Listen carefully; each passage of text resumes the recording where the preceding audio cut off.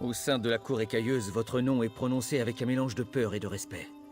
Je sais ce que vous avez accompli face à mes anciens camarades. À présent, j'ai besoin de votre aide pour défaire ce que ces imbéciles ont fait. En explorant cette partie de la ville, nous sommes tombés sur d'étranges cercles runiques. J'ai tout de suite compris de quoi il s'agissait. Mais avant que j'aie pu faire quoi que ce soit, ces imbéciles avaient brisé les verrous. Vous comprenez? Il s'agissait de prison, et les créatures ont été libérées. C'est terrible. Les Ned avaient emprisonné ces créatures pour une bonne raison. Les textes que j'ai découverts m'ont permis de comprendre le fonctionnement de ces verrous. Il faut que j'essaye de les reproduire. Hélas, je ne peux y arriver tout seul. Pourriez-vous tenir les créatures à distance pendant que je lance le sort? Je savais que je pouvais compter sur vous. Les petites créatures ne devraient pas vous poser de problème, mais prenez garde. Une de ces horribles bêtes est absolument énorme. Elle a massacré la moitié de mes compagnons avant que j'aie pu m'échapper. Je vous suivrai à l'intérieur une fois que la voie sera libre.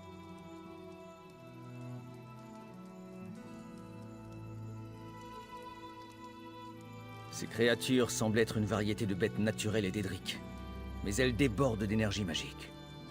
Je soupçonne qu'elles furent transformées par quelques procédés magiques perdus de longue date, mais j'ignore tout de la méthode.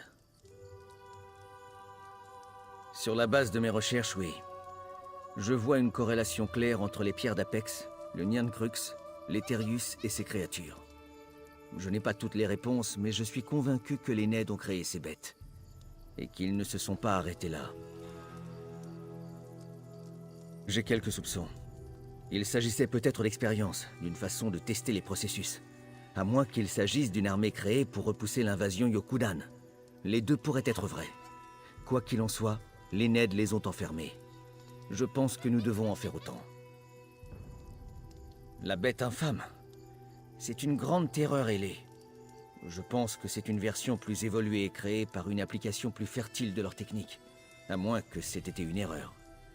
Quoi qu'il en soit, une fois que j'ai vu ce monstre, j'ai su qu'il fallait à nouveau l'enfermer. J'ai toujours été un chercheur. Lorsque je suis entré à la cour écailleuse, ils ont mis mes compétences à profit et m'ont fait étudier ces ruines antiques. J'ai parcouru les bas-reliefs, lu les fragments de manuscrits et examiné les reliques ancestrales. Tout cela pour en apprendre le plus possible au sujet des Ned. Si nous avions des heures innombrables, et si je donnais un cours à l'université de Gwilym, je pourrais emplir votre esprit de faits et de mystères, de théories et de suppositions. Mais nous sommes dans l'antique frôle-ciel, et nous avons des torts à redresser. Une autre fois, mon ami. Anciens membres. Je ne nie pas mon implication. Leurs croyances et les miennes étaient un temps alignées, c'est vrai. L'époque que nous vivons est malade, méprisable. Un changement serait le bienvenu. Mais ce que fait la cour, ce n'est pas une solution. Non, pas comme vous l'imaginez. Je croyais en l'idée du serpent. Il était le symbole de notre cause. Mais l'être qui est apparu devant nous, il est trompeur. Les autres sont trop aveugles pour s'en rendre compte.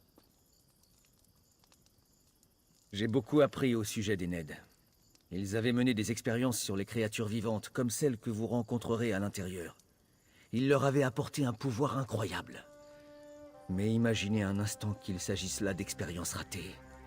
Et pensez à ce que serait un succès dans ce cas. Croyez ce que vous voudrez. Il peut s'agir d'êtres divins venus de l'Etherius, ou de mortels récipiendaires d'un pouvoir tel que nul ne pourrait faire la différence. Quoi qu'il en soit, je refuse de suivre les humeurs du serpent. Je tâcherai de rectifier le mal que j'ai pu causer.